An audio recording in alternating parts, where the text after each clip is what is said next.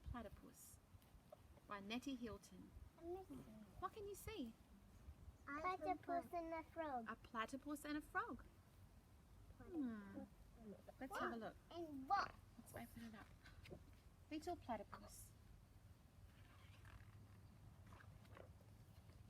Beside the river, in two warm secret places, one high and one low, lay two eggs hatching. Bit by bit, piece by piece, the shells tipped and tottered and shifted and shattered, as eggs do. First one egg, a kookaburra. Fine mess of feathers said, "Look at me, I'm a kookaburra." Then the other, "Look at me," a sleek gloss of fur said, "Look at me, I'm a kookaburra too." Is that a kookaburra? No. No. That's a The pieces of shell were there, bit by tiny bit. The beak was there, round and flat and soft. But that was all. No feathers, no wings, only a sleek glossy fur coat, two brown button eyes, a tail that wasn't a bird tail at all. "I'm a kookaburra," it declared. "I don't think so," laughed the fine mess of feathers, and with a wonderful swoop of its wings, the kookaburra flew high in the air. "Can you do that?" he sang. "Can you?" The kookaburra laughed, as kookaburras do. Will he be able to fly? No. Why? Because he doesn't have wings. He's not a See. kookaburra. The small glossy creature flapped his arms as hard as a small glossy creature can, which was not nearly enough to fly. "I don't think I can be a kookaburra," he said sadly. Oh. Birds fly. And it probably shouldn't have mattered. Not everyone can be a kookaburra, but it would have helped a little. Oh, look at his face. He's so sad. Can you make a sad face? Yeah. "Who are you?" asked the small glossy creature. "Am I one of yours?" "I'm a koala," said a deep furry voice. "I climb trees and I sit on branches high above the ground."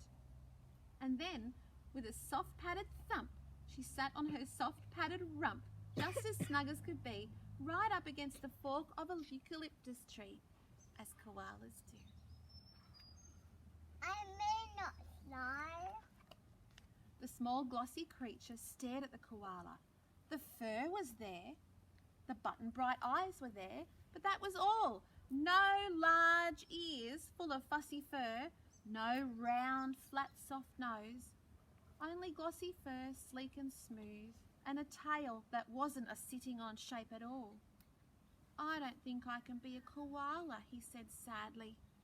And it probably shouldn't have mattered. Not everyone can be a koala, but it would have helped just a little. Oh, he's sad again.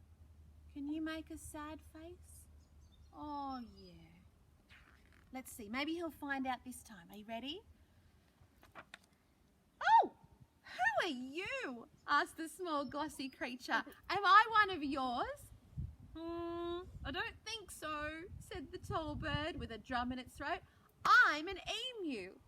I am tall and elegant and important, and I run really fast indeed." And to prove it, the emu fluffed his feathers and pounded off, as emus do. Could he be an emu? No. Maybe. Let's see. Maybe. I don't think so either. "I'm not an emu," said the small glossy creature sadly. And it probably shouldn't have mattered. Not everyone can be an emu, but it would have helped a little. Oh, how is he going to be feeling this time? Let's find out. Let's see. Oh! "Who are you?" asked the small glossy creature. "Am I one of yours?" "I'm a wombat," said the sturdy animal with the sock-top ears. "Holes are where I live, and digging is what I do best." And to prove it, she dug deeply and truly and very, very seriously, as wombats do. Is that a boy? Yeah, look at the sharp claws for digging. Does he have sharp claws for digging? No. I don't think so. The small glossy creature sighed. I don't think I can be a wombat, he said sadly, and it probably shouldn't have mattered. Not everyone can be a wombat, but it would have helped just a little. Oh, so sad. Who are you? Asked the small glossy creature. Am I one of yours? Ha! I'm a frog, said the slippery splash of green. I come from an egg, just like you. And the frog leapt into the air like frogs do. Maybe he's a frog. Maybe that's what he is. Maybe he's a frog. Yeah. Maybe. No. I don't think I can be a frog, the small glossy creature said sadly. And it probably shouldn't have mattered. Not everyone can be a kookaburra or a koala or an emu or a wombat or a slippery splashy frog. But it would have helped quite a lot, as a matter of fact. Doesn't he have anyone to belong to? No.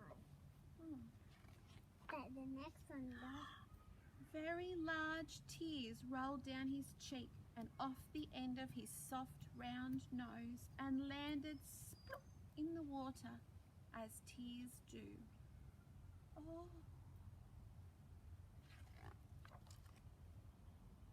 Why are you crying? Said a sleek, glossy creature who popped out of the creek. I'm all alone and I don't belong to anyone, answered the small glossy creature. Am I one of yours? 2 button bright eyes, sleek glossy fur, a tail that wasn't a bird tail or a sitting on shape, webbed bird feet, and best of all, a nose round and flat and soft as can be. Yes, you are, said the sleek glossy creature. You belong with me. Really? Said the small glossy creature. Really, she said. You're a platypus, just like me. And it probably shouldn't have mattered, but it did. A whole great big lot. And they danced off into the water as platypuses do. They always dance. They do. Oh, look. Oh, that's the end. Oh, it was a happy ending. I was really worried that he wouldn't be able to find his family, but he did. Oh, did you like that one?